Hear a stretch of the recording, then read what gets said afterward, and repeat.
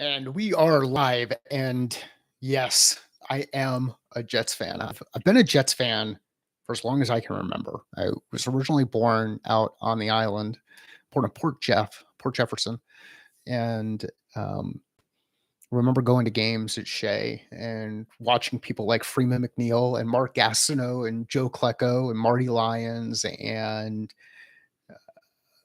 um, yeah, just some awesome memories of watching football and also some heartbreaking memories. And this is that time of year where it's really good to be a Jets fan, depending on how long you've been a Jets fan. And why is it really good? It's good because there's hope, there's optimism, there's this view of the future that's going to be better than the past. And this year we actually have a quarterback. You get to see what a quarterback looks like. Now, I've been a fan a while. So I remember when the Jets were a favorite to go to the Super Bowl and then Vinny uh, blew his Achilles. I remember Jets defensive teams that were just flying through under Rex Ryan, and then we struggled with quarterback play in the playoffs. And here we are on the cusp of a new season. So, what better thing to talk about on an Elimination Friday than eliminating some of those preconceived notions around what we should be getting super excited about and what we shouldn't be getting super excited about. So one of the things I'm been working on is not getting overly excited about this season, but and Hard Knocks has got to get out there and you see what it really looks like to have a quarterback, a leader. I know this is edited film, but a leader working through things with the team, engaging with the team, having those side conversations with people, getting people on the sideline to go and introduce themselves to others when they feel uncomfortable. When you have someone like a Liv Schreiber or the voice of God, walking along the sidelines during the first episode of Hard Knocks.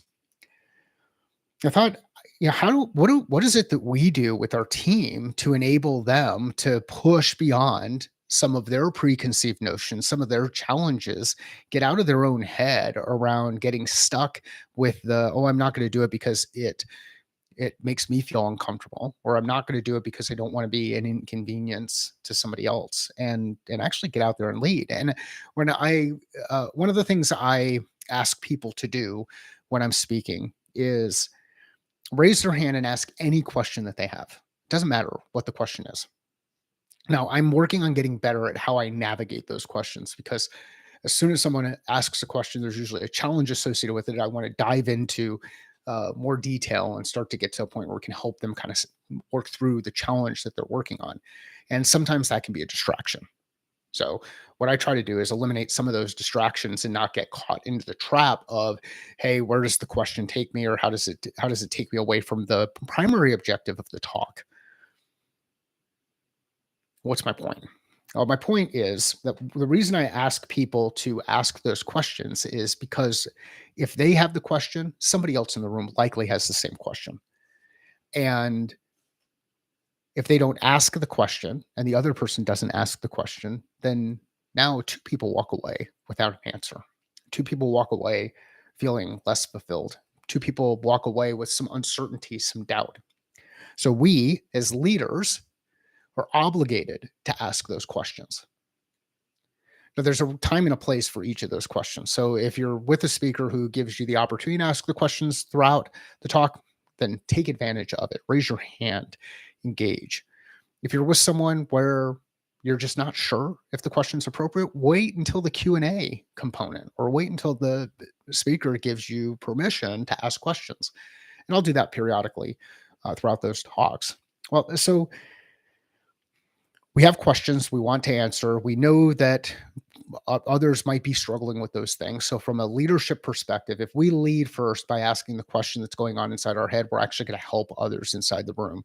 And some of them may not raise their hand because it just isn't culturally accepted, however they grew up, or maybe they just don't feel comfortable having that kind of attention, or maybe whatever. Could be any number of reasons. But we as leaders, we're obligated to ask questions that we have because if you've got a question, it's likely that someone else has that question in the room as well. So let's eliminate the BS associated with asking questions and be really comfortable asking those questions. The other thing I'm looking at eliminating on this Elimination Friday, again, not eliminating my team because I'm super stoked about what is going to happen here as we go into the next year. I'm really excited about the way that the season may play out. I mean, there's a lot of reasons to be optimistic. One of the other things I'm thinking about from an elimination standpoint is, and I've really been struggling with this over the course of the last couple of days, especially with travel and trying to figure out, okay, how do I stay on top of all of the things that I have? There are conversations I have with groups where we start looking at, you here, pipeline created, pipeline developed, and then ultimately won. How can we start to reduce some of the things that we're looking at so that we can be more effective and more efficient in the way that we communicate? And one of the notes I wrote down on a call earlier today is, what if we actually looked at this challenge relative to all of these KPIs from a numbers perspective, and we just broke it down into three distinct numbers anytime we're talking about revenue inside our organization or growth inside our organization or any of the other things that we're trying to do relative to our goals and objectives. What if we simplify? What if we brought things down into just a group of three? And we said, hey, I want to keep track of pipeline created, both at a number of opportunity and an amount perspective. And then I want to keep track of pipeline developed. So what did we get to the point where we actually are delivering, whatever the thing is, moving things through those stages inside our sales, inside our sales process. And we said, number of deals that moved forward or backward and amount that we're forecasting. So how is our probability of sale increased? Again, all within our territory. So simple numbers, two numbers, number of deals, amount, number of deals, amount, maybe like a probability, a percent of forecast, how that's changed. And then at the last one, what do we actually win? So what do we close? Number of deals that we closed and amount. And just limited it to those three things: pipeline created, pipeline developed, revenue won.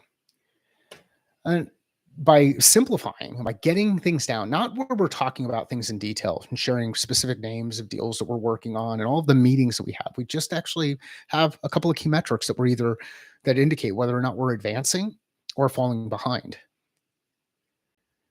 How can we simplify? How can we simplify by reducing?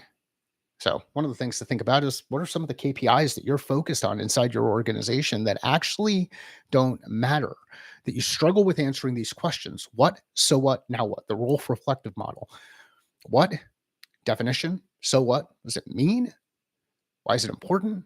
Now what? What are we actually going to do with it? And if you can't answer those three questions relative to each of the data points that you're keeping track of, I would challenge you with this question: does the data really matter? Should you continue to track it? Is there an opportunity to eliminate? So on this Elimination Friday, let's see what kind of data we can eliminate in our day-to-day relative to the type of information that we're talking through with people and using to evaluate where we're spending time, energy, and attention. I've got one last thing to share on this Friday from a time, energy, and attention perspective. I think we're distracted. I think we're all doing too much. And we feel really busy, but we don't feel fulfilled. We don't feel like we're making progress. Not everybody. Some of us are making progress and are really comfortable with how things are moving along. But I think there are a number of us out there that are struggling with this piece of being, they talk about it in the health and fitness space, overnourished or overfed, but undernourished, overfed, but undernourished. So the next thing I'd like you to kind of go through, and maybe this will be the series for next week. I think this is where we'll go next week. Let's talk about how can we get more deliberate about making effective decisions on where we put time, energy, and attention, and how do we leverage things like 2x2s in order to do that. Hope you have an awesome end of your week. The new week starts tomorrow for me. Week always starts on Saturday. It's an awesome way to end the week, figuring out what it is that we can eliminate. Sales is a thinking process.